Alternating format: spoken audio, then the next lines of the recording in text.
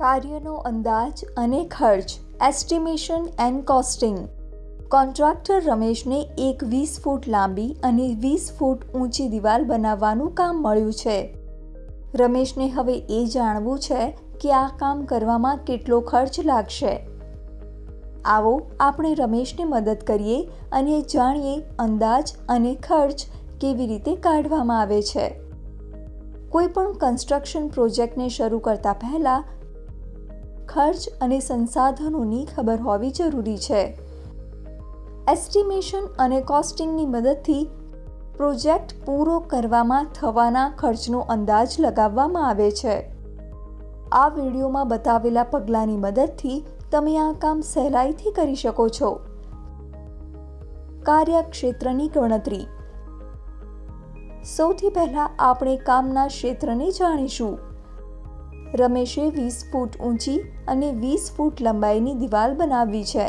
તે માટે તેણે કુલ ક્ષેત્રફળની ગણતરી કરવી પડશે. ક્ષેત્રફળ જાણવા માટે લંબાઈની ઊંચાઈથી ગુણવી પડે છે, એટલે કે બે બાજુઓનો ગુણાકાર કરવામાં આવે છે.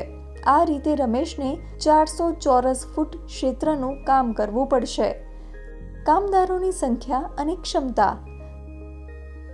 હવે રમેશે એ જોવું પડશે કે તેની પાસે કેટલા કામદારો છે અને તે 8 કલાકમાં કેટલું કામ પૂરું કરી શકે છે.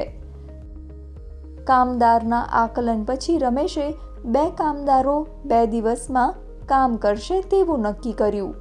કામદારોનું વેતન. કામદારોની સંખ્યા અને તેમને કામ કરવા માટે લાગવાના દિવસો પર વેતન ગણવું પડશે. જો રમેશ એક કામદારને 500 રૂપિયા રોજનું વેતન આપે છે, તો 2 કામદારોનું 2 દિવસનું વેતન થશે 2000 રૂપિયા. સંસાધનોનો ખર્ચ. કામની માપણી બાદ અને ક્લાયન્ટ સાથે વાતચીત કરીને કેટલું અને કયું મટીરિયલ જોઈશે એ નક્કી થાય છે અને તે હિસાબે જરૂરી સંસાધનોનો અંદાજિત ખર્ચ કાઢવામાં આવે છે. રમેશે પણ તે રીતે સંસાધનોનો ખર્ચ ગણવો પડશે. અંદાજ અને ખર્ચ.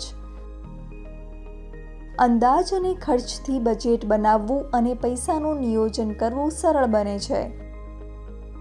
તે સાથે મટીરિયલ ક્યાંથી આવશે, કેટલા કામદારોની જરૂર પડશે, કેટલા દિવસોમાં કામ પૂરું થશે વગેરે વિશે સ્પષ્ટતા આવે છે. ટેન્ડરમાં બોલી લગાવતા પહેલા જો તમને ખર્ચનો અંદાજ લગાવી શકો છો તો નુકસાન થવાની સંભાવના નહિવત થઈ જાય છે.